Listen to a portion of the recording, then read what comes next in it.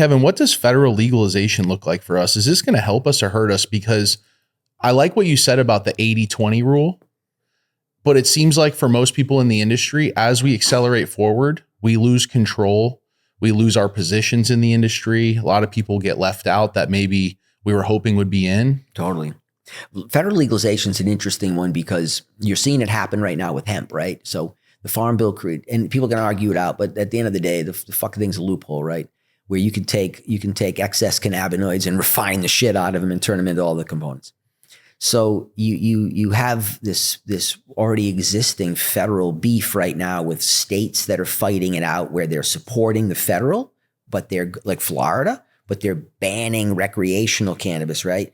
And then you have states like California where there's another, I think 15, 18 states combined that have like a compact that says, we're cool with federal legalization as long as it doesn't infringe on our state right of having cannabis medical and cannabis recreational within our state in the existing form.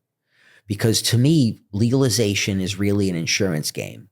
It's the idea of how do you fucking monetize cannabis in America? And in America, we're military, we're pharmaceuticals, we're insurance, tech. And so where does that line up best? With subsidized cannabis in medicine, where now you can take a cannabinoid, you can patent it, you can put it into application, people get to buy it, who pays for it? The federal government. Who's creating it? Farms that are connected to in this chain. So lo and behold, you're creating a whole industry that just cuts everybody out except for a very specific demographic. To me, that's fucking federal legalization in a nutshell. And their Schedule 3 allows you to be able to say, okay, well then cannabis in this regard should fall under this tax code. But the problem with that situation is that it doesn't allow any of us in cannabis to move the product globally, right? We're siloed. And so now what you got is you got Newsom in California talking about bringing in hemp material into the California legal system from other states and selling it at the stores. And all under metric.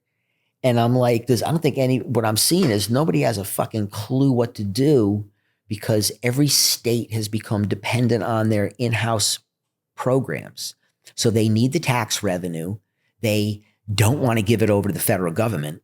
The federal government only wants, as you look at it, they only want insurance, molecular compounds, patented, sold. So where does it leave any of us, right? So the Schedule 3, it's like a step forward, but I'm like, not really, because we can't fucking export a Schedule 3 drug. We can't grow a Schedule 3 drug. We're not allowed to fucking get anything federal because we're not drug production centers that have that zoning, that designation.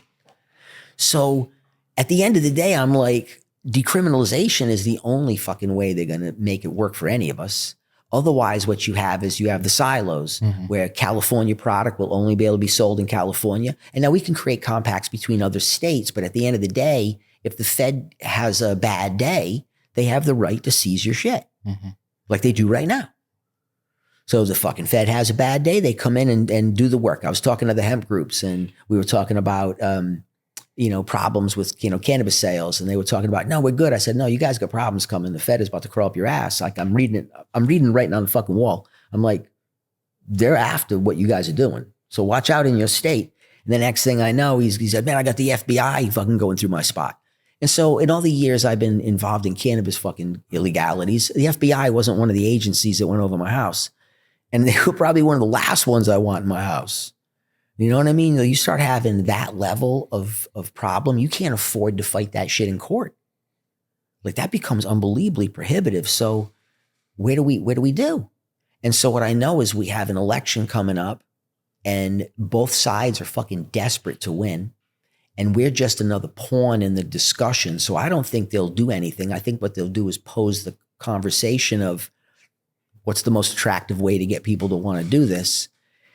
But I just don't see implementation. And what I see is the DEA dragging out their situation for time, because what they discovered is if they create a quasi gray area, it allows them to be able to do busting where it's convenient, asset forfeiture where it's attractive, and then leave things alone that they don't want to fuck with. So if there was ever a turbulent landscape in cannabis, it's right now. Everything else prior to this shit is relatively simple. But if you're working within certain contexts of it, it works. So like I have a new nursery we started in Connecticut, right? The Grateful Head. So we probably have, it's a collection. It's a global genetic repository. So what we did is we amassed a collection of probably, 1,400, 1,500 different cultivars.